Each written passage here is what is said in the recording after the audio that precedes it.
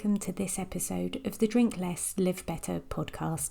I'm your host, Sarah Williamson, and I'm really glad you're here with me. Let's see the world as it is and not how we want it to be. Could there be a freedom in this approach?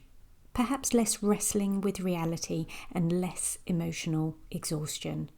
Yep, let's see things for how they really are. On the other hand, there's a danger in taking this idea too far. Humans shape the world by imagining something different. Progress relies on people noticing what is not working and deciding not to accept that. So, where does that leave us with this idea of seeing things how they are and not a fantasy version? I think perhaps the tension sits in understanding the difference between resisting reality and responding to reality, because those will always be two very different experiences. Resisting reality might sound like, this shouldn't be happening, this is so unfair, this person ought to behave differently, life was meant to look a different way. There's a real tightness to it, a constant friction between what exists and what feels acceptable.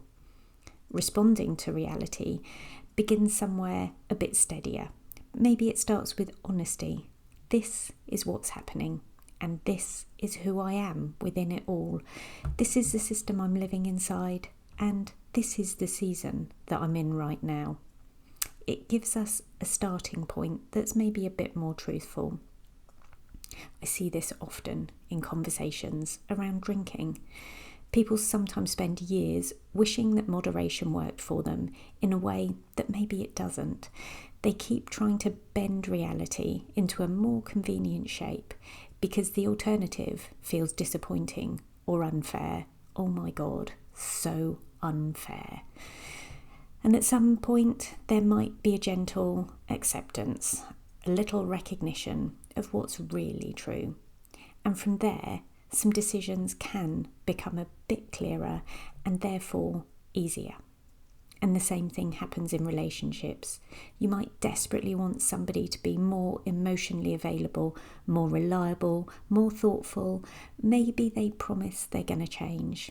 And for a while, hope will keep the whole structure standing.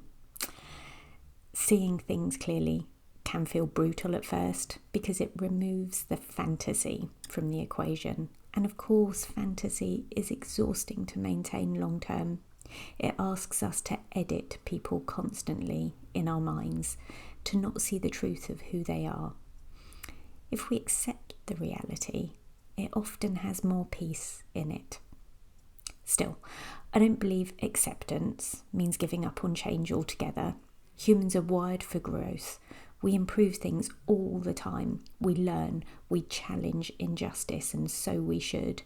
We do create better systems, better communities, better ways of caring for one another. And the question here, I suppose, is where does our energy land most usefully? It'll be different for you than it is for me. Trying to change another adult so they suit us tends to create strain. Wanting conditions that support well-being for many people feels different. One is often rooted in control and power, and the other in contribution and sharing. There's also a big difference between individual change and systemic change. On an individual level, we do have influence over our thoughts, feelings, actions, habits, boundaries, routines, and responses. We're not perfect, of course. We're all gloriously inconsistent at times, and so we should be. But we might find meaningful agency in the places we can control. Systemic change is not like this. Social attitudes, healthcare access, workplace culture, economic pressures, the way alcohol is marketed to women, all of these operate on a much larger scale, and change will happen through collective effort, policy, education, time, and when money is spent. I think people become overwhelmed when they confuse the two levels. If you expect yourself to single-handedly solve enormous cultural problems, you'll burn out. If you ignore wider systems completely and believe every struggle is a personal failing, you'll probably feel a shame that never belonged to you in the first place. And every now and again I think, right, I'm going to take on the educational system, the healthcare system, the prison system, politics. I'm going in at the highest level. I'm going to bring it all to the ground. It's going to start all over again and be better. And then I take a deep breath, I make another cup of tea and I read a page of my novel, because that stuff is heavy. And the sweet spot might be where recognising where my influence genuinely does exist and still being awake to the bigger picture. And that might actually not be as complicated as we think it is. It could be about speaking honestly and openly to those people who you love and care for, and maybe a wider audience. Voting, supporting causes that matter to you, taking a rest when it all feels too much, and finding fun where it exists for you. And none of these actions will create a flawless world. They will, however, create a more sustainable way of living inside reality for you. I also think we need to understand something important about change itself. Most lasting change arrives unevenly, bumpily, slowly, sometimes a bit invisibly at first, and it is often started by small groups of really well-intentioned individuals who come together. We tend to think that transformation is going to be one massive lightning bolt, but in truth, it's more likely to be little shifts repeated consistently until eventually things look different. And it's useful to remember that when supporting ourselves.